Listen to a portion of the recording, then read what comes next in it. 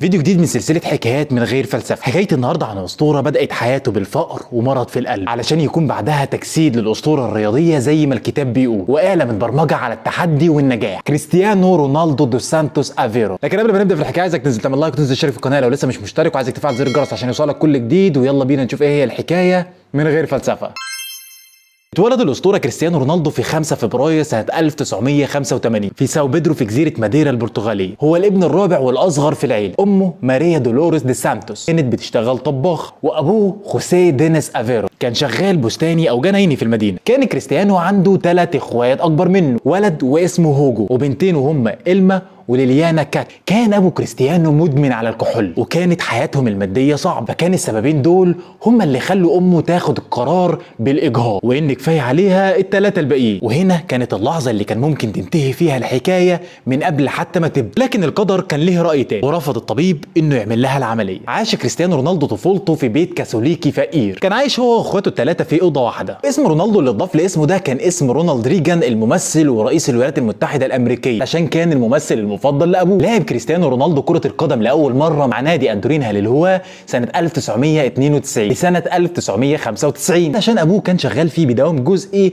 مسؤول عن المعدات اللي موجودة في النادي. بعدها قضى 2 سنين مع ناسيونال ماديرا المحل. في سنة 1997 لما كان عنده 12 سنة راح كريستيانو علشان ياخد أول خطوة في طريق المجد. قدم في تجارب الناشئين في نادي سبورتنج لشبونة البرتغالي، قضى 3 أيام في التجارب دي، وبعدها مضى للنادي مقابل 1500 جنيه استرليني كرسوم. وبعدها انضم كريستيانو لاكاديميه سبورتنج، واتنقل بعدها من ماديرا لالكوتشيتشي علشان يكون قريب من لشبونه. كريستيانو والمدرسه ما كانوش على وفاق قوي، مع انه كان عنده شعبيه وسط الطلبه. اتطرد من المدرسه في مره علشان رمى كرسي على المدرس، علشان زي ما قال بعد كده انه كان بيقلل من احترامه ليه. كريستيانو كان شايف انه يقدر يلعب كره القدم بشكل شبه احترافي، فوافقت والدته انه يسيب التعليم علشان يلعب كره القدم. من الواضح ان حالتهم الماديه كان ليها ايد في موضوع انها توافق على ده. خلاص كريستيانو هيبدا حياته كلاعب كره قدم، لكن بعد سنه اتشخص انه عنده تسارع في ضربات القلب، التشخيص اللي كان ممكن يخليه ما يلمسش كرة قدم تاني. لكن من الواضح ان كريستيانو قرر انه يبدا التحديات من بدري قوي. عمل كريستيانو رونالدو عمليه في القلب، وخرج من المستشفى بعد ساعات من العمليه، وبعد ايام من التعافي رجع تاني للتدريبات. وهو عنده 16 سنه اتصعد كريستيانو رونالدو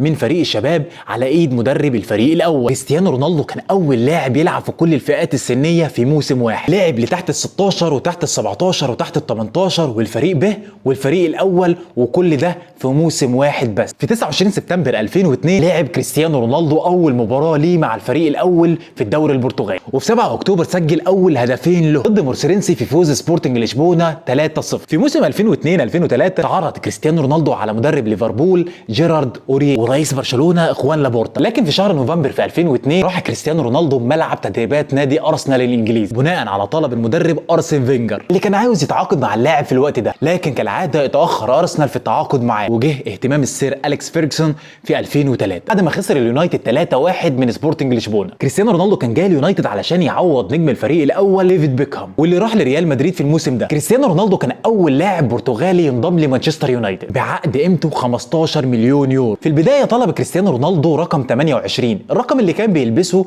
في سبورتنج لشبونه، فاخر حاجه كان ممكن يكون عاوزها في الوقت ده هو الضغط بتاع التيشيرت رقم 7، واللي لبسه من قبله جورج بيست، إيريك كانتونا، واخرهم ديفيد بيكهام. لكن السير أليكس رفض واصر انه يلبس الرقم 7 في رهان ان رونالدو هيكون على نفس طريق النجوم دول. بدا رونالدو مسيرته مع اليونايتد كبديل في الدقيقه 60 مباراه الفريق مع نادي فولتون واندرز اللي فاز فيها مانشستر 4-0. في 10 نوفمبر 2003 سجل رونالدو اول اهدافه لنادي مانشستر يونايتد من ركله جزاء في فوز الفريق على نادي بورتسموث، وكان الهدف ده بدايه لتاريخ كبير كتبه رونالدو مع اليونايتد. في 29 نوفمبر 2005 سجل رونالدو الهدف ال1000 في تاريخ مانشستر يونايتد في الدوري الانجليزي في مباراه ميدلسبرو واللي خسرها اليونايتد في الوقت ده 4-1.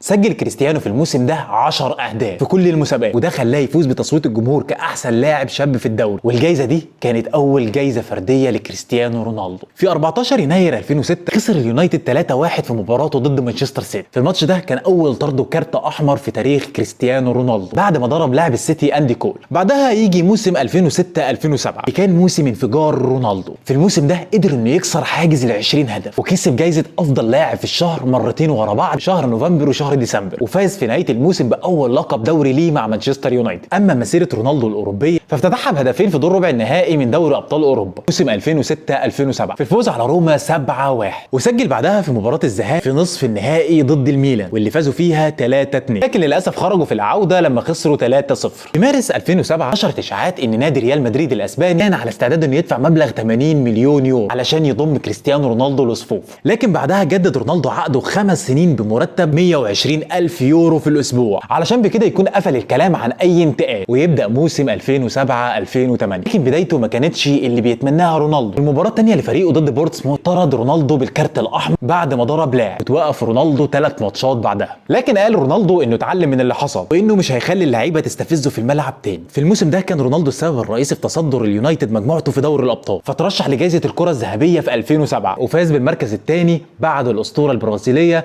ريكاردو كاكا. في 26 مايو 2008 كان اول نهائي دوري ابطال اوروبا لكريستيانو رونالدو وكان ضد تشيلسي الانجليزي. سجل رونالدو هدف في الدقيقه 26 وكان في طريقه انه يفوز باول لقب للابطال في تاريخه، لكن جه التعادل في الدقيقه 45 وخلص الماتش وجه وقت ضربات الجزاء. ضيع رونالدو ضربته، لكن برضه يضيع جون تيري قائد فريق تشيلسي ويفوز اليونايتد بدوري ابطال اوروبا. ختم كريستيانو رونالدو الموسم ده ب 42 هدف. وفي 5 يونيو 2008 قالت سكاي سبورتس ان ريال مدريد مهتم مره ثانيه بكريستيانو رونالدو وانهم قدموا له نفس العرض تاني، لكن خرج رونالدو وقال انه باقي لموسم كمان على الاقل. في موسم 2008 2009 كان الموسم الاخير لكريستيانو رونالدو مع اليونايتد. في الموسم ده كسر رونالدو حاجز ال100 هدف وفاز باول كره ذهبيه في تاريخه كافضل لاعب في العالم، علشان بعدها تنتهي فتره تالق رونالدو مع اليونايتد. في 11 يونيو 2009 قبل نادي مانشستر يونايتد عرض ريال مدريد ب 80 مليون يورو بعد ما كانت دي رغبه اللاعب. وقال كريستيانو رونالدو عن مدربه السير أليكس فيرغسون: لقد كان والدي في مجال الرياضه واحد من اهم العوامل واكثرها تاثيرا في مسيرتي. في 6 يوليو 2009 في ملعب سانتياغو برنابيو وفي مشهد تاريخي بحضور 80 ألف مشجع تم تقديم كريستيانو رونالدو لأول مرة كلاعب لريال مدريد وتم تسليمه رقم 9،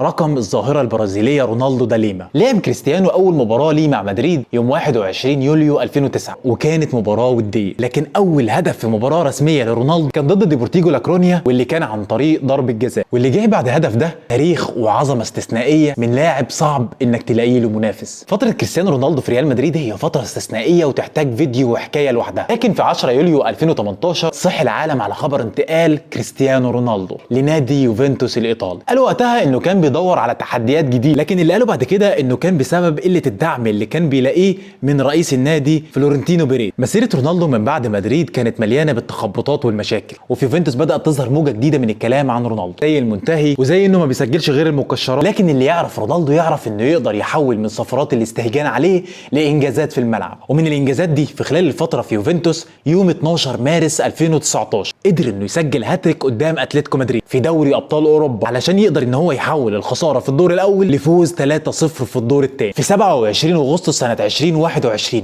اعلن مانشستر يونايتد عن عوده الاسطوره كريستيانو رونالدو، وكان المفترض ان هي خطوه علشان تصحيح المسار. لكن الحزين في قصه كريستيانو رونالدو مع اليونايتد هي طريقه الخروج والنهايه اللي ما تلاقيش عن الحكايه والعلاقه ما بينهم. خرج رونالدو من اليونايتد وقرر ان الخطوه الجايه هتكون الدوري السعودي، في توقع من الكل ان دي نهايه رونالدو ونهايه شغفه، وقرر يبعد عن اوروبا وضغطها. لكن رونالدو يفضل رونالدو اللي بشغفه للعبه قدر انه يلفت الانظار حتى لو راح قاره تانية، واللي مع كل هدف بيسجل بيثبت انه هو وبس اللي هيعلن امتى يكون انتهى. دي كانت حكايه كريستيانو رونالدو، بس الاكيد مش دي النهايه. بس دي نهايه الفيديو بتاعنا، فما تنساش تعمل لايك، تنسى تشترك في القناه لو لسه مش مشترك، وتفعل زر الجرس عشان يوصلك الجديد اول باول. وسلام عليكم.